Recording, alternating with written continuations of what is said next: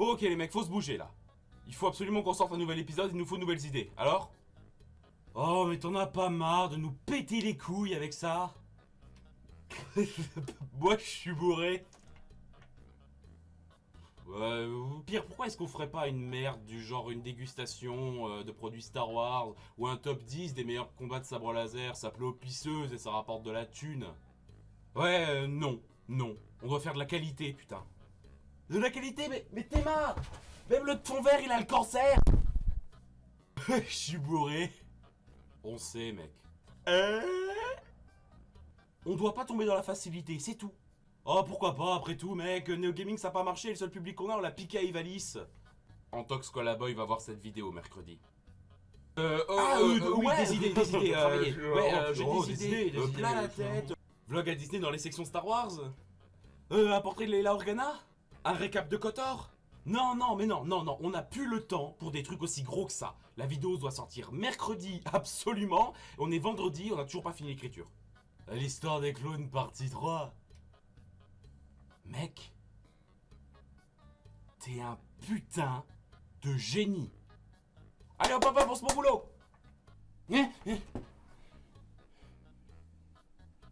Oh bah oui, la voilà l'idée pour la prochaine vidéo, putain.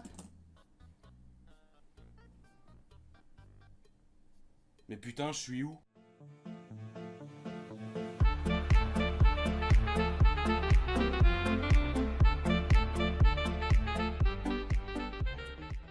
Après la prise de pouvoir de Sheev Palpatine, la guerre des clones prit fin et avec elle la plupart des actions de ces derniers. L'armée de clones se fait donc appeler l'armée de l'Empire et leur classe de base passe de soldats clones à Stormtroopers. Plusieurs planètes ne reconnaîtront pas tout de suite le pouvoir du nouvel empire et plusieurs conflits armés éclateront notamment sur Kashyyyk et Naboo. La Légion 501e sera l'un des piliers fondateurs de cette nouvelle armée, dirigée par Dark Vador lui-même.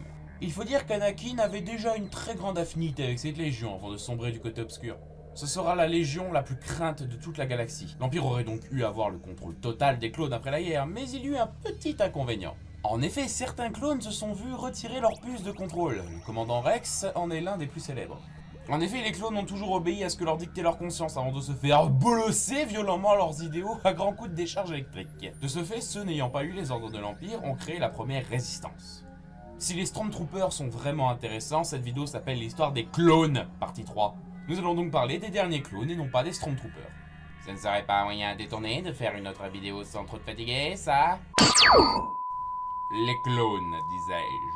Ils eurent une importance capitale dans la résistance. Ils étaient capables de se mouvoir dans les complexes militaires ennemis et attiser les conflits dans les districts impériaux. Ils ont d'ailleurs fait un tel bordel sur Kamino que la 501e dut intervenir aidée de Boba Fett pour rétablir l'ordre dans la banlieue. Comme à chaque intervention de la 501e Légion, peu de soldats en échappèrent.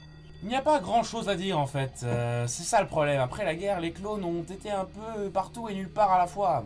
Certains ont fondé des familles, d'autres sont devenus des contrebandiers, quand d'autres encore ont participé à certains conflits rebelles. Et du coup, comme je sais pas trop de qui ou de quoi parler, je vais vous décrire quelques événements qui ont une importance capitale dans l'univers étendu de Star Wars, desquels les clones ont participé. Oui, l'univers étendu. Vous savez ce truc que Disney a enculé si fort que le fist lui-même ne cautionne pas?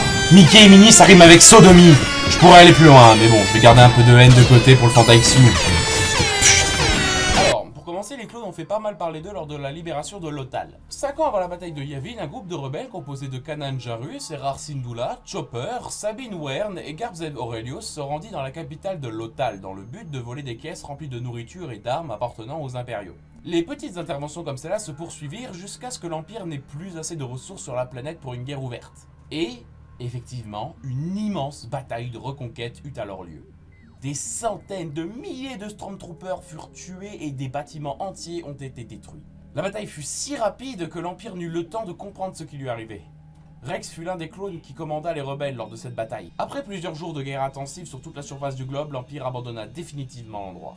C'est également grâce aux clones que le commandant Ashoka Tano put se battre contre son ancien maître, sauvant ainsi la planète de sa fureur. Ashoka était parti en compagnie de Kanan et Erza sur la planète Malachor.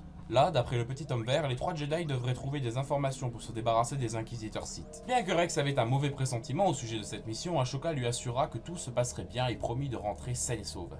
Rex proposa de porter assistance si jamais il y avait besoin, mais Ashoka refusa, estimant que c'était une affaire de Jedi.